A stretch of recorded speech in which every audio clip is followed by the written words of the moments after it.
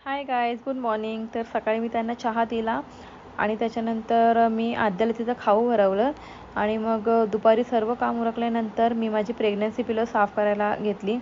कारण बरेच दिवस मी ती यूज केली नव्हती आणि ती अशीच पडून होती. सो मी विचार केला की आज साफ करते आणि ती ताईंना देते. आणि मग नंतर अलमारी चेक केल्यानंतर मी बघते तर माझे खूप सारे ब्लाऊज पीस असेच पडून आहेत जे की मी शिवले नाही आहेत. आणि हा आहे माझा लग्नाचा ब्लाऊज. नंतर संध्याकाळी मी चहा वगैरे घेतला आणि नंतर मी काढायला लागली रांगोळी, कारण आज होतं तुळशीचं लग्न. सो जेव्हा जेव्हा मी रांगोळी काढायला घेते तेव्हा आद्याही मला मदत करायला येतेच, म्हणजे माझं काम वाढवायला येतेच. सो आद्याला रांगोळीसोबत खेळायला खूपच जास्त आवडतं. आणि मग नंतर इथे आद्या रडत होती कारण तिला मी काढलेली रांगोळी पुसायची होती आणि तिची आत्तू तिला पुसून देत नव्हती.